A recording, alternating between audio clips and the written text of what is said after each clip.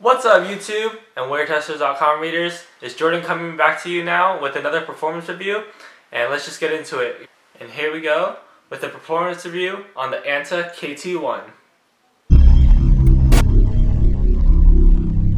Starting off with the traction of the shoe, Anta utilizes a full-length, multi-directional herringbone pattern that goes throughout the forefoot and the heel.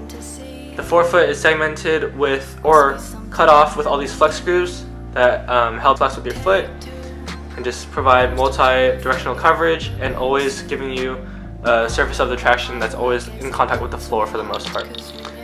Herringbone, you can't really go wrong with it. Only time I had problems was with dust, and I would just get these grooves clogged up really clogged up. But other than that, I didn't have that many issues. One major issue I found was right on this area right here, where I would be curling on screens and I would actually kind of slip. And I'm not sure if that's just because of my bad footwork or if it's the traction's fault. But if you do experience that issue, let's just say it's safe to say it might be the traction. But yeah, you can't really go wrong with this traction pattern because it covers you in almost every spot that your foot will be in contact with the floor. Next up we have the cushion, and Anta uses a foam midsole that goes 360 and full length throughout the whole shoe.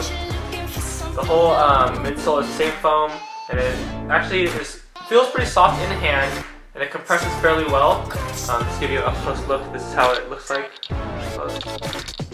It compresses fairly well in the heel at least. The forefoot, it gives you adequate impact protection. And while this is not the most comfortable setup, for $100 you basically get what you pay for. I mean, it's nothing that's super good, but it's nothing that's super bad either, so it's a budget-friendly model.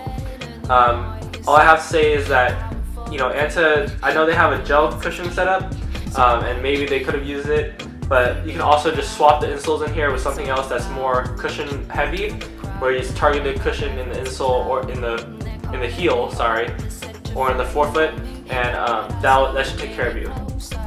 Moving on to the materials section, the Anta KT1 uses a full fuse upper, fusing synthetics. It does utilize some mesh in these areas right here on the lateral and medial side. Otherwise, it is just a full-on synthetic. And this is the Christmas Day colorway, which features a kind of blizzard pattern. Let's see if you can get up close with these. You see on the toe here how it's kind of like a blizzard pattern in snow. But that is a synthetic.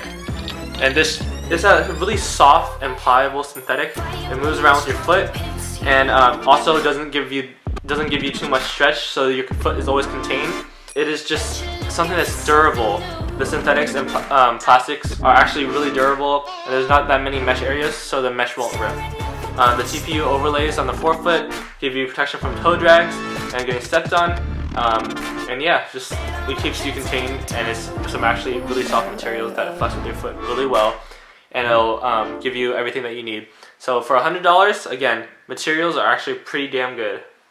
This materials feature the synthetic that will cater to people who want more support, but if you want some more softer materials or something like a woven or maybe even a soft leather, then these might not be the best choice for you, as fuse can be a hit or miss with some people, and some people find that even the softest fuses are kind of rigid and they kind of hurt their feet, or they don't like the way the fuse feels.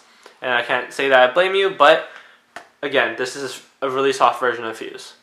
As most of you know, Asian shoes, or clothing for that matter, tend to fit a little bit small because, I guess, you know, Asian demographics. But even then, the Anta KT1 features a pretty one-to-one fit, and it is close to perfect in the US sizing. It's not curried too perfect or any like 29 perfect, but it's close. And this is by far one of the best fits an Asian brand has out there right now. I do have to say though, when these are laced up, they fit perfectly, and my feet aren't hurting or anything because it's too tight, and there's not too much room where my foot's going to slide out. So this is a really good one-to-one fit. Lockdown overall comes from this one-to-one fit. The laces and the materials help combine to keep you locked down onto the footbed, with a synthetic upper not being able to stretch very much, giving you a lot of structure and support, as well as the lacing system keeping you locked into the shoe and your heel drawn in.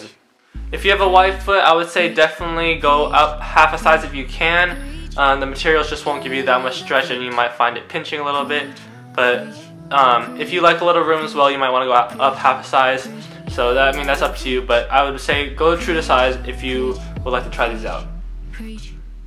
Let me just say, support on here, on the KT1, that is a big feature. And let me just say, big feature by pointing out this outrigger first. Let's just start out with the outrigger, because this is a huge outrigger. This outrigger will not let you go anywhere. And you have a wide stable base combining with that outrigger to give you a lot of support. Let's just focus right here real quick. So when you're rolling over, you're safe. You should be safe at least. But other than that, this overall support comes from the one-to-one fit of the materials, as well as the external heel counter and the mid-foot shank to give you torsional support. And yeah, just the asymmetrical collar gives you a range of motion. The support on here is actually really nice. Alright, overall, I think the Anta KT1 was a really nice shoe, and Anta did a really good job bringing the US and the fans of Klay a really good basketball shoe. And it definitely caters towards anyone's needs, except if you need a little more cushion, then you might have to get an insole or you might have to seek another shoe. But if you don't care what it is and you want to spend only that $100, let me just repeat that, $100 only for a basketball shoe that is a signature.